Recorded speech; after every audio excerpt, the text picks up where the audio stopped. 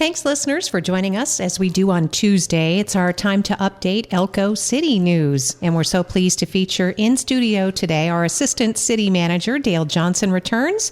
We're going to go over what's on the agenda for today's meeting, get a few updates on some really cool projects and happenings, just kind of go over some stuff today with Dale. And again, thanks for coming back on the program. Yeah, thanks for having me again. We appreciate your time. Our assistant city managers really taken to the position, I think, Dale, and there's always something going on in the city. And believe it or not, this is a busy time of year for the city. I see a lot on the agenda. It is. The agenda is quite large, and there's a lot of housekeeping items on here that we're just trying to clean up and take care of things. But yeah, it is a pretty big agenda. City Council will meet in regular session at 4 o'clock this afternoon. And of course, listeners, you are always encouraged to participate in your local government. You can be there in person, which is kind of fun, really. I mean, I'm kind of a nerd like that. I like those meetings. Or you can go online, elkocity.com, and follow along from the comfort of your home or your office. There'll be presentations to start off the meeting. October is Fire Prevention Month, and our Mayor Pro Tem is going to be leading the meeting today. And Dale, he's going to be talking about Unity Day.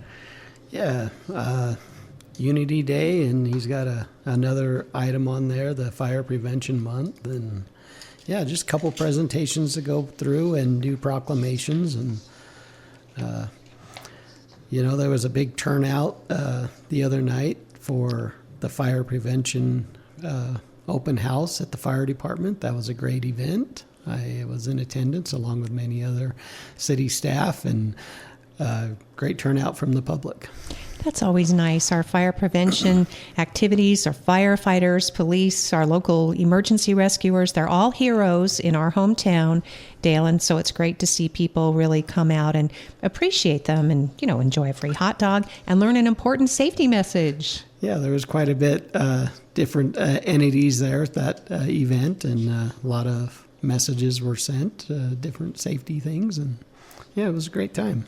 Thanks to our Fire Chief, James Johnston, and of course, Fire Marshal Seth Franson. They were on the radio not long ago and talking about just how important the message is, charging into safety, and that's about how to safely charge all your lithium-powered devices. Something as small as a toothbrush could ignite a fire, and I didn't realize that if you are improperly storing, handling, or disposing of those batteries. Yeah, it's a big deal. Not only those ones, the 18-volt batteries, like on your power tools at home. Home Depot actually has a place you can drop those off when they're no good, rather than throwing them in a garbage can or taking them to the landfill. Yeah, they mentioned that we've had some fires at the landfill, accidental starts because of batteries that were just tossed in the trash. It's not intentional, but you just don't think about it. Yeah, it just happens, and sometimes those fires generate up there at the landfill, and it's usually after hours when things are closed and no one's around, and then fire department has to get in and knock those fires down. Kind of a rude awakening, really. Oh, we do want to acknowledge again our Mayor Pro Tem, Giovanni Puccinelli, will be leading this afternoon's council meeting. Mayor Keener will be necessarily absent, but otherwise you'll have a full board ready to do business today. So yeah, we will. That's kind of cool. It's fun to see Giovanni. He's been on the council for some time, and in this position as Mayor Pro Tem to get to lead things. If we skip ahead a little bit, they'll be doing warrants, and that's, of course, approving all the expenses, the checks and warrants, things like that. But there's also, under new business, this sounds really cool. I heard at the First Tuesday event, our police lieutenant, Shane Daz, talking about this new canine that we're going to be assigned, will be assigned to our Child Advocacy Center. A canine, of course, is a police dog, essentially. It is, and this dog will specialize in electronic storage devices, so it can detect different things on a electronic I gotta say, I don't understand that. Do you understand that? The chief was trying to explain it, but it's very interesting what these animals can do and how they can train these dogs to do these different types of things.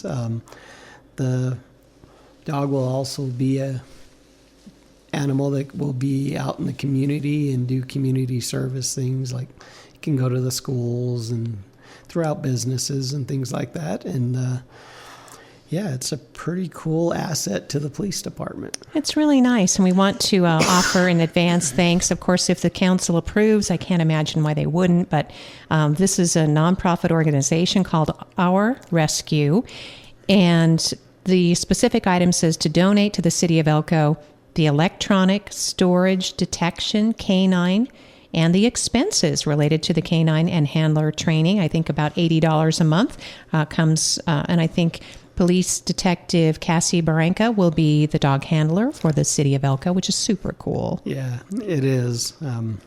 Having another canine officer will be pretty valuable to the community, and especially this animal and what it can really do.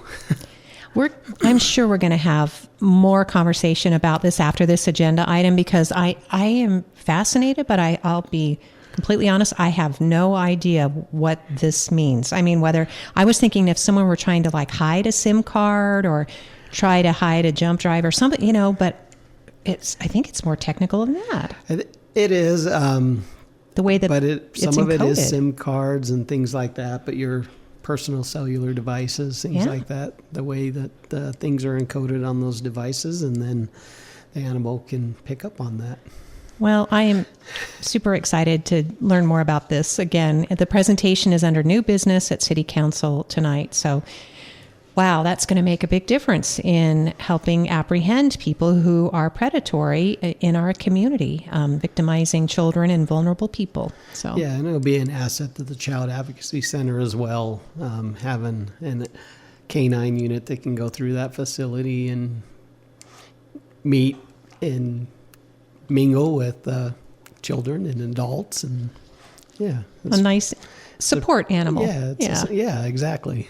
I think we should all get to take pets to work, don't you? I mean, well, some pets are bossier than others. So also on the agenda today, we're talking with the Assistant City Manager for the City of Elko, Dale Johnson, in for Jan Baum, who is, again, away. She has lots and lots of business to attend to. And this next item has to do with Elko's Girl Scout House, essentially taking it back, if you will, wresting it back from, and it gets a little confusing, right, Dale, because there's the entity, the Girl Scouts of Sierra Nevada. They're the state organization. They're the umbrella for the local Girl Scouts. The city is trying to facilitate the local Girl Scouts, and they're sort of at odds with the Girl Scouts of the Sierra Nevada. Yeah, that's correct. The Girl Scouts of Sierra Nevada have basically evicted the local chapter Girl Scouts. And with the conveyance of the building, there was a subject to a reversionary clause. It included the deed and a resolution number 2514, which stated the deed shall provide for automatic reversion to the city at such time the Girl Scouts of Sierra Nevada ceases to use the properties for charitable or civic purposes of its organization. So if they're not housing the local chapter of Girl Scouts or another charitable or civic entity, then that building would revert back to the city under that clause. The Girl Scouts of Elko have been using this as their property, their headquarters. It's a cute little cabin on 14th Street. It's pretty rustic. They've been using this for 80 years, and the museum has a fascinating history on how they acquired it in the first place. Yeah, it's an interesting story there. You probably have to go to the museum to learn all about it, but yeah. And it is in statute, NRS 268.055. And again, the reversionary clause is important in this deed. So the city, has been practiced in other situations with nonprofits, is willing to, gift property for a specific use. But the Girl Scouts of Sierra Nevada are trying to raise money, just like a lot of nonprofits everywhere who are impacted. So certainly sympathy to them, but the fact that they emailed Elko Girl Scouts and said, we're going to lease your Girl Scout house for a private purpose to a commercial entity in order to generate revenue, that just doesn't sit well with the community. Yeah, and it doesn't fall under the resolution or the clause in the resolution. Right. With that, the easiest way for the city to acquire that property back is a quick claim deed, and that's what's being proposed to the city council. All right. I don't know that we've heard response from the Girl Scouts of the Sierra Nevada. They're based in Reno, but I do know that our city attorney, Dave Stanton, worked quickly on this with his staff and sending out a cease and desist. So hopefully the property, which was listed with a local realtor as being for rent, hopefully it hasn't gone that far or beyond that again. But we'll find out during today's meeting. Yeah, the city's been in contact with the Girl Scouts of Sierra Nevada, and this is the easiest process to do is the quick claim deed. So that's the route we're taking, and if council approves it, that's what'll happen, and then that building could be used for other charitable things, not only the current Girl Scout chapter, but other things as well. Yeah, it could be maybe a shared facility, because there are responsibilities that come with a building. And if Girl Scouts don't have the membership that they once had, this is no criticism of them, because they have very dedicated volunteers and members. But if membership is waning, they could share that with, as you said, a nonprofit, because they have a big yard that has to be mowed. They have expenses that come with heating and cleaning and plumbing and all the things. And it's an 80-year-old building. Yeah, and I know that's everybody's mind is making sure the Girl Scouts have a place to call home. And I think whatever happens with the building, they'll be part of it. Thanks, Dale. Dale Johnson is our assistant city manager. Again, that's one of the top agenda items for today's Elko City Council meeting. And hopefully we'll have a resolution by the time the meeting, that item ends today. Yeah. Yep, it would be good to see that pass and get approved and get that issue taken care of. So next on the agenda, there are action items to adopt the International Fire Code, the Building Code, and then even to increase some building valuation fees and permit fees. That comes with the business impact statement, right? And these are three separate items I just kind of lumped together. Yep, they're three separate items. The International Fire Code, International Building Code. It's to adopt the 2024 codes, and then the proposed resolution in the future would be to adopt the valuation tables and things like that to be able to collect fees for these permits and things like that. It looked like some of the fees right at the top were doubling, Dale, but the other part of the story is that most of the fees are staying the same. Yeah, most of the fees stay the same under the valuation table. It's actually an easier way to collect the fees, and it's based on the value of the properties and the projects themselves. These fees haven't been raised in over 15 years, so that's the reason the few fees that are doubling are going up quite significantly. But it's really, when you look at the actual dollar amounts of the fees, they're not that much. When you're talking $20 to $40. Exactly. And that's what we're talking about. Yeah. Yes, we're not talking about the thousands. And because we do know people pay thousands of dollars for building permits. Well, I mean, things add up, over time. They do when you're, especially a large construction project, your valuation of that project, your fees are going to increase. The larger the project, the more fees. And we do know, Dale, that these were not developed in a vacuum, right? Weren't there several workshops? Yes, we've had multiple workshops with Chris Kimball.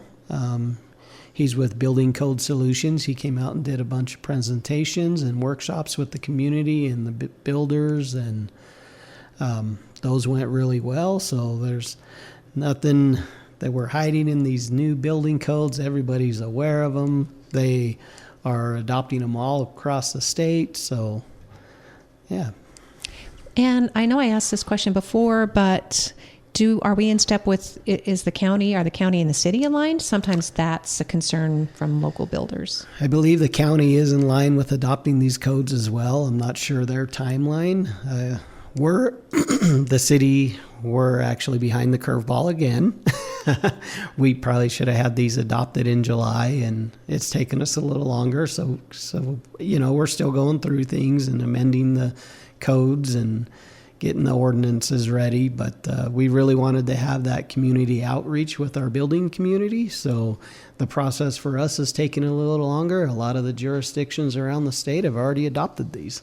But we're well on our way, and that's most important. And you had a lot of community input if they wanted to have it. That's right. And these building codes, they are updated every 3 years. And again, it's been 6 years since we've updated them. So again, we're a little behind the times. And with the updates, with these building codes and fire codes, it will help our ISO rating and things like that. So. And that's the insurance rating, so that the city can get a better overall rating. So hopefully that trickles down to private property and commercial property owners. Right, and your insurance rates. Yes, so. Absolutely. So that's where the savings could come from. Also on the agenda today, possible approval. Well, you've got some tightening up to do. It looks like. I mean, there's over at the fairgrounds, by the high school. You just need to adjust the right-of-ways adjacent to some parcels. Nobody's going to even know that this is being done, right? It's not going to change a thing. It's not going to change a thing, but where the existing road is now, we're just making sure the right-of-ways follow that roadway, and then in the easements and the properties are in the hands of the correct property owners. And these are legal descriptions. They're legal descriptions of what's going on and what's existing. So all right. Nothing will change. Nothing's changing. At 5:30, there's going to be a public hearing. And this one, I was just looking. Is there anything outstanding on this, or also just more housekeeping? Yeah, more housekeeping. It's vacating a portion of 4th Street and a portion of Pine Street, rights away to the existing property owner. Oh, yeah, because she's building a new house up there. Yep, she is. So, yeah. Yep. And it's and what a wonderful thing to do, to build. It's called what's that called when you're building inside the city limits on existing lots? I can't remember. Infill. Yeah. That's the word I was saying. I know it started with infill, Dale. And that's a good thing to do because you're getting a new building, generating more property taxes. You don't have a vacant lot, which is like an eyesore. And it looks like it's going to be a really pretty house. And I actually got to speak to her, and I think this is so that it can accommodate her garage and her driveway. That's right. Yeah. Which is really cool because, again, she's taking a property where, a house actually burned down, I think, and then had to be torn down. That was one of those city problems for a long time. It was, it became a nuisance. Yes. We'll just say that. And now she's going to be a neighbor of the Pine Street Promenade folks. So, that's right. Yeah, we really excited. Those infill projects are great projects, and we like to see those not only for residential, but commercial infill projects through any existing parcels that are vacant. Very nice, Dale. Thanks for reminding us. And again, best of luck to the property owner. It looks like planning commission, planning department, everybody does their job, and then it just comes to the city for the stamp of approval. Yep, that's correct. Our planning department does a great job. They're always busy. There's always things they're taking to the planning commission and evaluating things and having development meetings. So yeah, they do a great job, and they do everything in the best interest of the city. That reminds me, because we did have an issue, and it seems to be behind us, but is there any update on constructing that golf net between the newly now dedicated temple? They had their ceremonies on Sunday, and then the city council did approve the golf net to go up between the golf course, the city municipal golf course, and the temple. Well, the net's been built. It's up. There? I've probably driven by twice. I didn't notice it. Yep, it's up, and that's great. I didn't notice it. It's a pretty large net. Is it noticeable? It is noticeable, but okay. I guess if you live there, I'm sure you're sensitive to it. You may or may not be. If you live close, the net may protect your house from balls hitting it. And they matched the colors of the netting. It's pretty clear in color. That's maybe why I didn't see it. The poles themselves match the temple. So yeah, it doesn't look too bad. Oh, well, that's just another example how sometimes, misunderstandings can be resolved. People can communicate and then come to agreements. Not everybody gets their way entirely, but Yeah, but compromise. When safety's a factor, that needs to really be considered highly. And I think council and planning commission both did a great job for what they were supposed to do. And it's in the hands of the temple now to own it and maintain it. Thanks for the update on that, Dale. I'll have to take a trip around that Ruby Vista area and see what that looks like, since I obviously failed to observe. So that kind of brings us up to, unless there's anything else on the agenda I may have glossed over inadvertently, Dale, that you wanted to mention. I think we're... Yep, I think we covered most everything. One thing we have under appropriations is the micro sill project that's complete, and as you've seen the roads, they look pretty good. And they look really good, yeah. So we're just doing final acceptance on that one. Isn't that funny how we really only grumble and complain when it's not good, and then we fail to say, oh, that's smooth as silk. I should have said something. That's really nice. Yeah, that microsurface. Yep, they look good. They look good, and it makes the roads last longer. So yeah, so good project. Good project. Talking with our assistant city manager, Dale Johnson. City Council again meets at 4:00 today. When the departments give their reports, I think that's always really interesting. Sometimes you get little news tidbits there because, they'll talk about projects that they're working on that may not be on the agenda. They're not to be voted on, but could be up for future discussion. So, we did want to mention that City of Elko Parks and Recreation Department is going to be meeting on Thursday, and they always like having public there because these are things that people really care a lot about, Dale, and their meeting is Thursday, October 16th, 6:30, also at City Hall. Yep, it is. James also has a bunch of updates that he's going to give tonight. Or Thursday? Thursday. Tonight and Thursday, probably. I'm sure he'll, during staff reports, he'll bring some of these up that it's going to be on the upcoming agenda for the Parks and Recs Advisory Board. But some of the things he has listed for updates for the advisory board meeting are the new pool and rec center, the park conversion process, which is a pretty neat project. I've been involved quite a bit on that. That's going to be getting them a new park over maybe by Stitzel? It is. Oh, it's coming through? Well, we're working on the conversion with the encumbered land at the swimming pool and the museum. And we have to offset those encumbered areas for a new parcel that the city either purchases. They can't own it already, so we would have to find a parcel that meets the criteria for a park and then be able to convert those encumbered areas to that new park. Nice. And then the pool and the museum would be unencumbered. And that's a fair deal because it's good for neighborhoods. It's good for kids. That Stitzel neighborhood doesn't have a park nearby. I know that Faith Lutheran Church at the top of the hill had talked about doing something with their property at one point. Yep, that's the parcel we're looking at. It was actually appraised yesterday. I'm working with the appraisal on Friday to appraise the swimming pool and the museum. We've gotten all the title reports back for all three parcels, and yeah, it's ongoing and moving, but it is a slow process. Well, Dale, that's very cool news. It helps the church because like a lot of churches right now, they're low on funds. They share a pastor, with another congregation, and I know that they've needed the money for some time. And then it's a win for the whole neighborhood. The kids can come up and play and enjoy a park.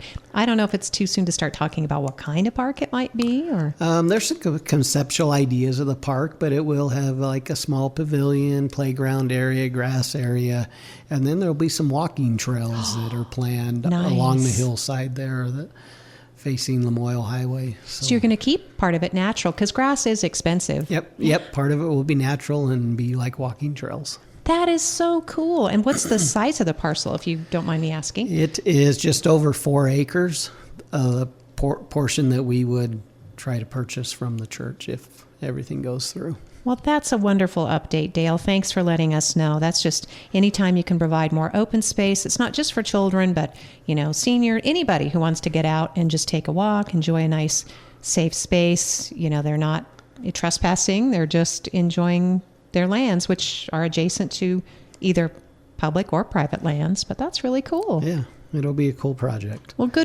congratulations. That's like your first thing that you got to do like that as the assistant city manager.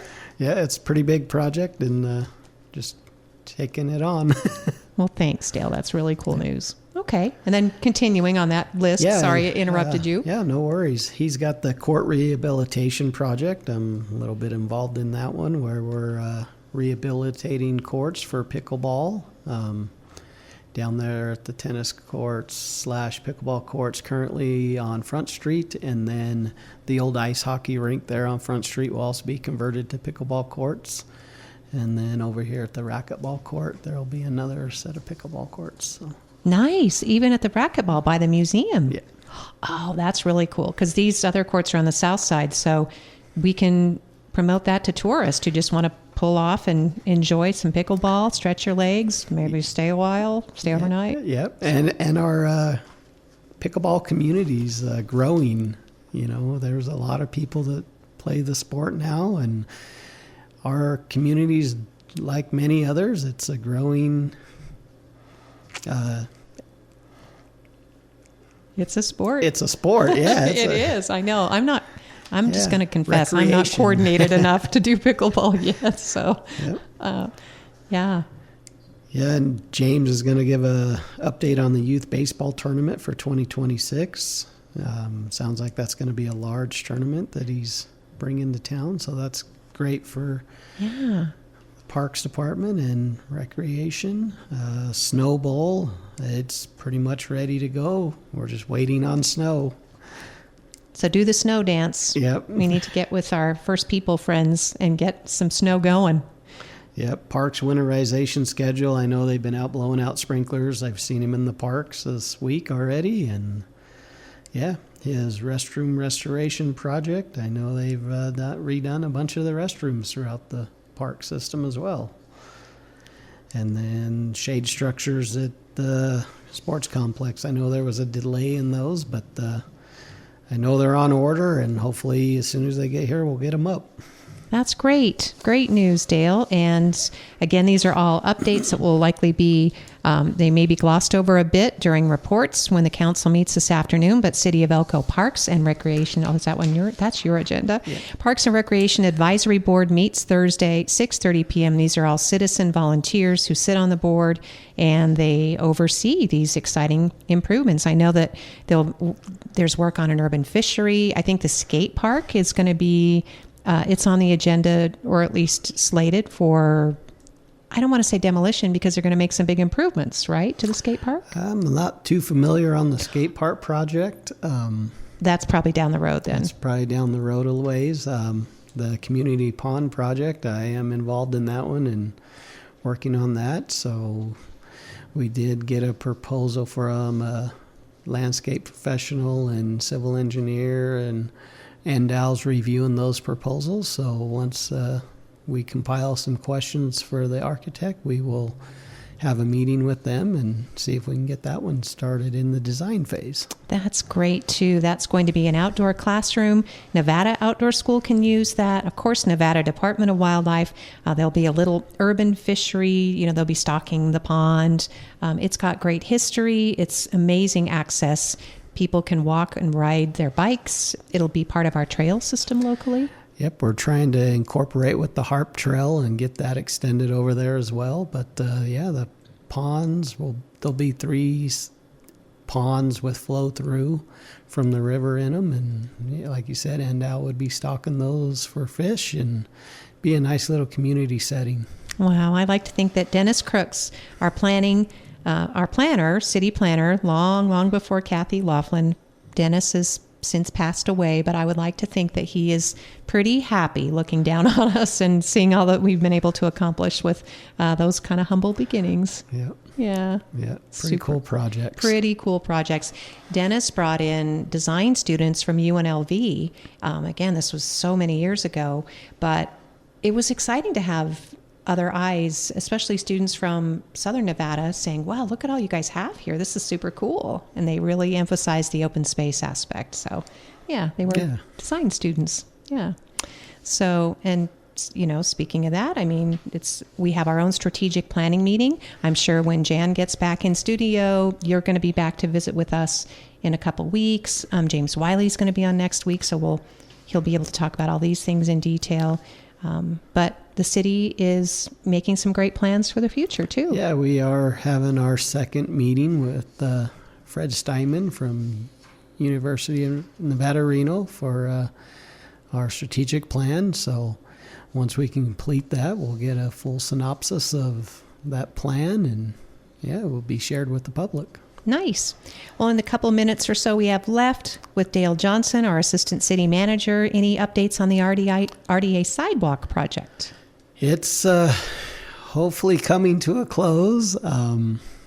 There's probably a couple more pours for the concrete. There's some curb and gutter and sidewalk there between 5th and 6th on the corner of 6th that needs to be completed. And then obviously there's some trees and landscaping that'll have to be completed probably in the spring on that block. They were able to get the landscape and trees done on between 4th and 5th and on Commercial and Railroad, so that's good to know. And we plan to have a mill back out next week to mill the existing road base back out of there so they can get the pavers in there and get the asphalt done. I have seen the best photos posted by businesses downtown. Have you seen those too on social media? They're so excited with their new sidewalks, Dale. Yep, the sidewalks look great and the landscape looks good too. Yeah, that's wonderful. And those trees are going to be gorgeous. Are going to be there's just improved infrastructure for water and then electricity, so we can really light up the night during the festival and during the Snowflake Festival that's coming up too. Yeah, all the trees have electrical outlets and have lighting capabilities, so that'll be nice to get that done. And yeah, it's really turned out to be a pretty good project. It's taken a little time and it's been a little inconvenient for business owners, but we hope they appreciate the new sidewalks and streets and landscaping. They sure seem to. It's been really just hadn't heard. It just seems like there's been great communication and a lot of enthusiasm and understanding. So that's nice to hear. This big downtown RDA sidewalk project is a couple $1 million. It's money that was already set aside in the general improvement district. So for you business owners that are working so hard, your money goes right back into helping make the environment nice and inviting for lots of people. So, yep, that's right. I was going to mention too that a couple things I noticed. There were the piles of soil and asphalt, the old Ace tires on West Main near the post office, and you reassured me that that's just part of that project. It is part of the RDA project. All those piles should be hauled off within the next coming weeks. But that just shows how much work they were doing, right? Yep. Yeah. So it's just soil and asphalt that they had to dig That's out. right. Okay. And then third in Idaho, there's a cool project going in there. There's a little event center going in there from my understanding. I'm not sure what all it's going to entail, but it'd be nice to see that property redeveloped. That'll be so nice. Ever since I lived here, it's an old gas station, and it's just across from the commercial. It'll be fun. If it's an event space, hey, it's the garage. We're going to go to hang out at the garage or something. I don't know what they're going to call it. Maybe it'll be super fancy, but it's neat that somebody's investing in that. Not sure, but it's always a good project for the city when we redevelop things. Definitely. And again, just a quick shout out to First Tuesday Police Chief Kyle Ward. That was a success. We could use more public people in the future, but we're going to make sure the community understands what they're participating in for the next go round. Yeah, I wasn't able to attend that event, but we had planning commission that night, but I heard a lot of entities and public officials attended it. There were not a whole lot of the public there, but we would like to see more public get involved in the First Tuesdays. It's open to everyone, so please come out and enjoy that event. So we'll look forward to helping Chief Ward promote the next one that's coming up. I've already sent him a text and said, hey, what's the theme and where's it going to be? And we're going to help promote it and get more community, because I think it's a great opportunity. People can listen to these radio shows, but they don't get to interact per se. So, because I don't have a producer. That's why sometimes the microphone's too hot. So thanks for calling and letting me know when that happens. It's just me and Dale sitting here talking. So First Tuesday, the next one is going to be great. Speaking of police, just wanted to acknowledge, I don't believe our assistant city manager can say anything, but Elko Police continue to work without an agreement right now. It is likely they're heading for binding arbitration, correct? Like you said, It's okay. I don't want to get you in trouble. On that subject, but I know there's some inner workings going on there with different things with the contracts. Okay. I just didn't want our Elko's Finest to think that we weren't acknowledging what's going on with them, and they are in negotiations. These are closed door by law, and we wish all sides the best and hope that they can come to a mutual agreement soon that's beneficial for the city and, of course, the officers and their families. We appreciate their protection, and I think it's important to say that we support them and that we also understand, if there are circumstances that are unavoidable, for the city. Hopefully it'll all come out in public soon. Any decision that's reached will be discussed or voted on in a public session, I guess is what I should say. Yeah, that's correct. All right. And that's all we can really say right now, just to respect everybody and the law. Yep. The one thing that I do want to say, too, is I want to give a shout out to Lana Carter, because I believe she is the one that was in charge, Carter Engineering, the redesign on Cedar Street. Is that right, all those many years ago? That is correct. She did all 3 phases of Cedar Street. Oh, my goodness. Have you driven on Cedar Street just lately? Those blazing red trees are gorgeous. Yeah, that was a great project when we did it, and we look forward to doing more projects like that throughout the city. Yeah, so thanks for the vision, you guys, and as the community, we need to have trust in you and keep having these community conversations so people can stay involved. Thank you, Dale. I hope we got to all that. I think we got to more than you intended to today, didn't we? Yeah, thank you. Thank you. Listeners, the City Council meeting is at 4 o'clock this afternoon if you'd like to be there in person or online.